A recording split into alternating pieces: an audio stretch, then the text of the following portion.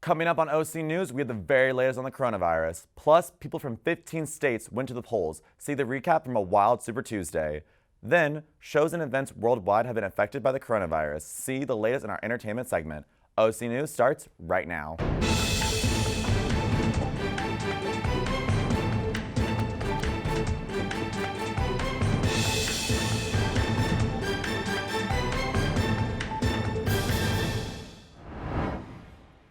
Welcome and thank you for joining us at OC News. I'm your host, Gunnar Texera. OC News is brought to you by the broadcast journalism students at Cal State Fullerton.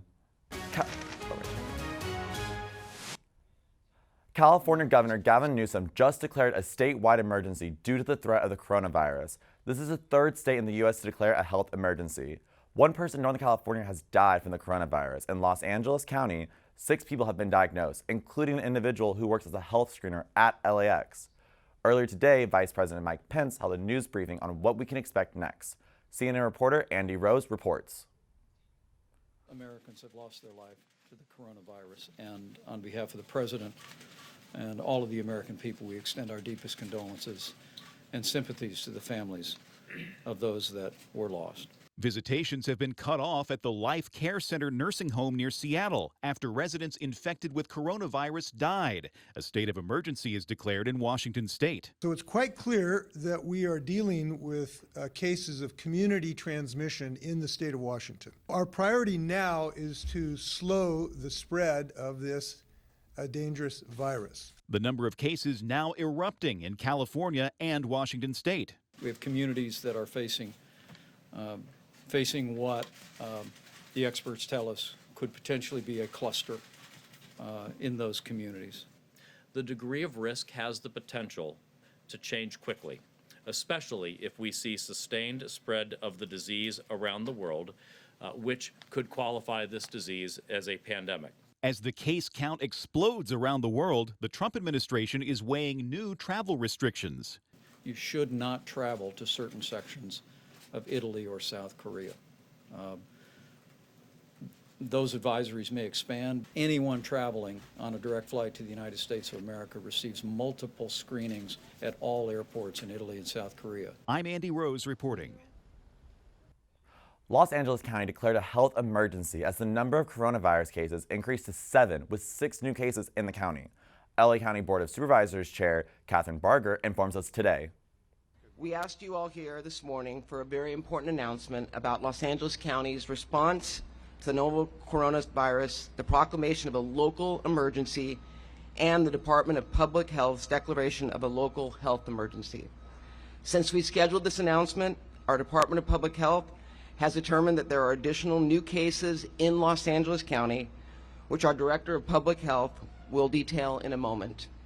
First, I want to inform the public that as the chair of the Los Angeles County Board of Supervisors, I have just signed a proclamation declaring the existence of a local emergency. I want to reiterate that this is not a response rooted in panic. We have been preparing with our local, state, and federal partners for the likelihood of this scenario. This declaration of a local emergency will facilitate our efforts to coordinate with all our partners and jointly implement effective strategies to protect our residents.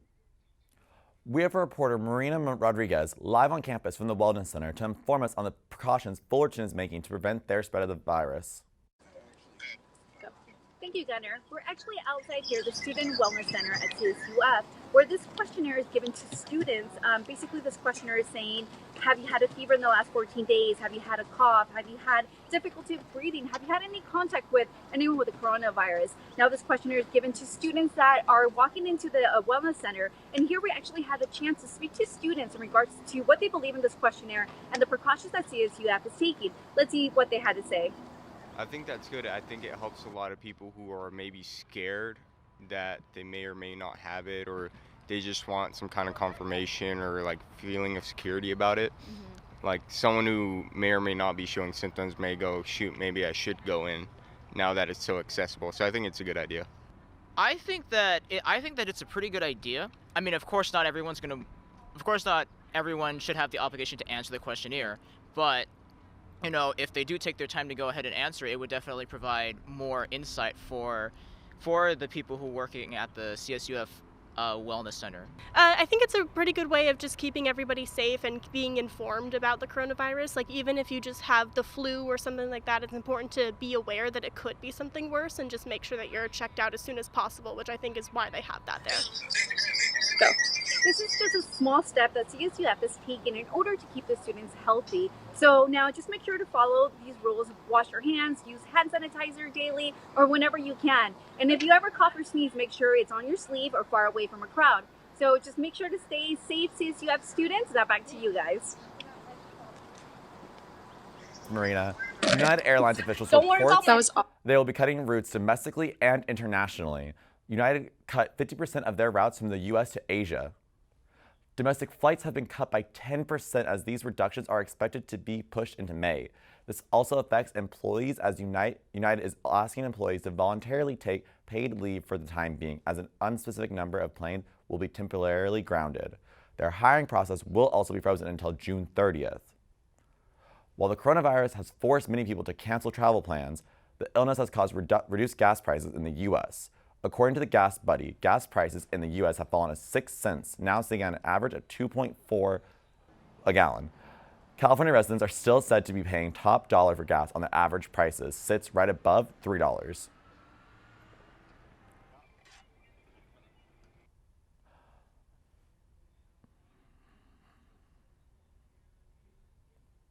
Now, the general election might not be till November, but Super Tuesday is going to have a huge impact on this 2020 election. CNN reporter John Lordson has it all. John? It's called Super Tuesday because it can make or break impact on campaigns. They don't call Super Tuesday for nothing. Voters in 14 states and 1 U.S. territory went to the polls. The Democratic presidential primary was the main draw. And with 1/3 of all the delegates up for grabs, the candidates did everything they could to attract votes. Former Vice President Joe Biden has reasons to be optimistic. With early results in, CNN is projecting wins for Biden in southern states including Virginia and North Carolina. Senator Bernie Sanders started the day voting in Vermont, and he's projected to win his home state. Although Super Tuesday started slow for Sanders, he's expecting wins along the West Coast, especially California. We are going to defeat the most dangerous president in the history of this country. Senator Elizabeth Warren, meanwhile, says she's in it for the long haul. When there is this much danger, do you decide to kind of get a little timid, back up, crouch down a little, or do you decide to fight back? Me, I'm in this because I'm fighting back. After spending more than $560 million on campaign ads to date, former New York City Mayor Mike Bloomberg is making an impact. He won American Samoa, and now he says he's hoping for a contested convention. Well, I don't think that I can win any other ways. I'm John Lawrence reporting. With 90% of the votes in, 56% of the votes have voted no on Prop 13. This will lead to schools and colleges across California being denied a $15 billion bond for renovations and constructions. Do y'all remember President candidate Mike Bloomberg? Well, it doesn't seem like he stuck around for very long. New York Mayor Mike Bloomberg has dropped out of his presidential campaign following Super Tuesday. Bloomberg trailed behind frontrunners Sanders, Biden, and Warren. Leading up to Super Tuesday, Bloomberg presented himself as not dropping out of the race. But it looks like he was tired of spending millions of dollars on a last-minute campaign. Now, while he is stepping down and away from his campaign, Mayor Bloomberg has not stepped out of the presidential campaign completely. It looks like Bloomberg is standing with former VP Joe Biden, like Buttigieg and Klobuchar. Check it out. I know his decency, his I know, honesty, his commitment to the issues that are so important to our country, including gun safety, health care, climate change, and good jobs. And I've had a chance to work with Joe on those issues over the years, especially when he was vice president. He fought for working people his whole life. And I'm glad to say I endorse Joe Biden, and I hope you will join me in working to make him the next president of the United States of America. Coming up on OC News, see what big movie has been delayed due to the coronavirus. Plus, it's Women's History Month. See what students around campus have to say about it.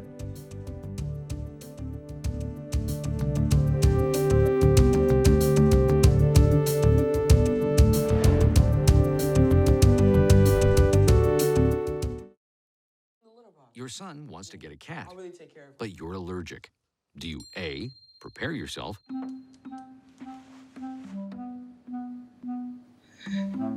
B, make the best of it, C squared equals 25. Good job. or C, find a loophole? When it comes to parenting, there are no perfect answers, but that's okay, because you don't have to be perfect to be a perfect parent. Teens in foster care will love you just the same. My mother was always very familiar with her neighborhood, but one day she stopped at the stop sign for much longer than usual.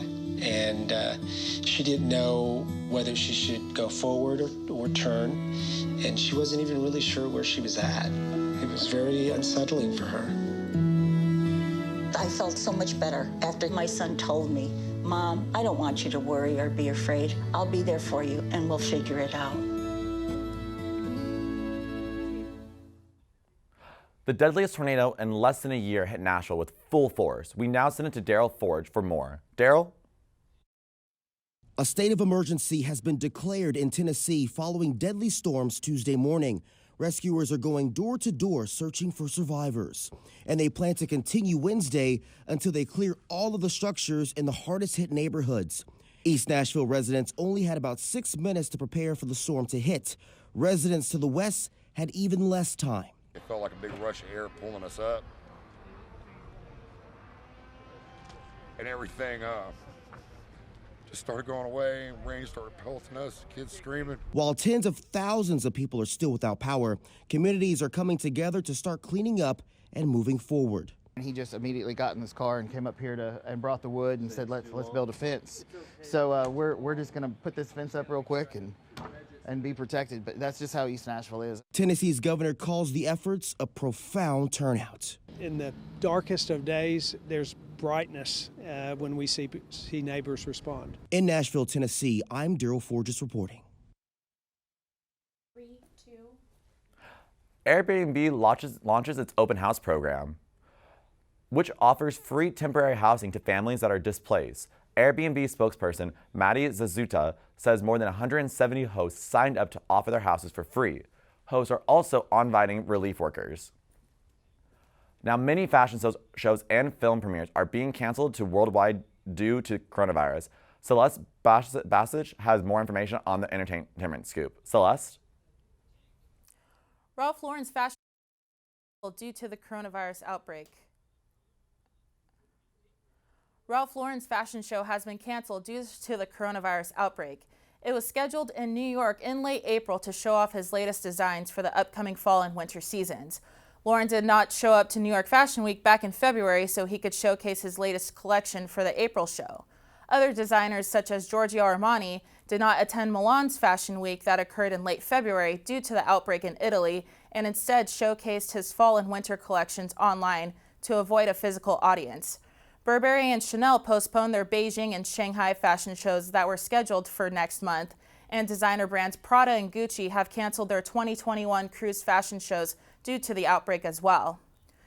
James Bond's latest film, No Time to Die, has been postponed to hit theaters due to the coronavirus outbreak. It was originally released in North America on April 10th and pushed it back all the way to November 25th of this year. A spokesperson mentioned that the decision to push back the film release was due to the economic reasons and believes it would have a higher success rate of rolling the film out at a less vulnerable time than now due to the outbreak. The UK film market also plans on delaying the release of the movie and will showcase on November 13th. And on a lighter note, Alex Trebek is beating the odds of cancer. The Jeopardy! Was diagnosed with stage 4 pancreatic cancer back in March of 2019 and shares his one-year journey living with the fatal illness. Trebek is one of 18% that has survived the first year of this particular diagnosis and is pushing to be one of 7% by 2021. The 79-year-old shares on Twitter a video update of his health and says, "Now I'd be lying if I said the journey had been an easy one. There were some good days, but a lot of not so good days. I joked with friends that the cancer won't kill me, the chemo treatments will."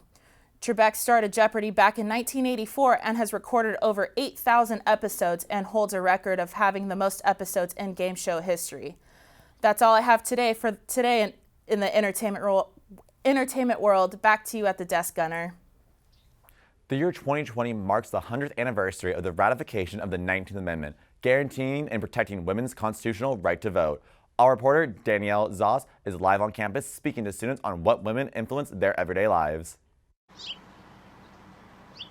Thanks, Gunnar. I'm actually here on Titan Walk right now celebrating Women's History Month and the ratification of the 19th Amendment. The anniversary was actually 100 years ago. It was just in 1920 when women didn't have the idea that they were going to vote. So today we are celebrating those women and the influential women in our lives. I'm actually here on campus and I was able to talk to a few students just who those influential women were in their lives. It's kind of undeniable that we live in a white man run society, and as a white man I can even say that having equality and equity for women is radically important right now because they make up 50% of the population. So I mean, having the ability to have a voice and also to be present in society is beyond important. The most influential person in my life is actually my older sister Tanya, because she's the first one to go to college in our family. So like that really inspired me to continue my higher education as well. So my mom and my sister are just both really strong, and they support me in everything I do and just show me like unconditional love, and I just really admire them and what they do in their life. And then definitely Greta Gerwig, because I just feel like she's really like a strong female voice in the film industry that we really need right now. The way she raised me and just making myself aware of the fact that, I mean, she is my mother. I do have a sister as well, so you probably want to see women a little differently than the most, I guess, norm that men see women. You just see it a different way, and you want to be an advocate for other women that maybe don't have a voice. It's amazing just how influential all these people are in these women's lives and also these men's lives. For me, I know that the women that teach journalism here at Cal State Fullerton are the people that paved the way for me, and I find them extremely influential. How about you, Gunnar? Thanks, Danielle. I'm so grateful for the amazing women in my life, such as my mom and my sister. I'm also extremely grateful for people in the entertainment industry like Maria Menounos, who influenced my career as a reporter. I also like to give a big shout out to Titan Radio's own Angela Zaga. Happy birthday, Ange. Well, that is all for our show today. Thank you so much for tuning in. Make sure you check us out on all social media platforms at OC News CSUF. I'm your host, Gunnar Texera. Thank you and goodbye.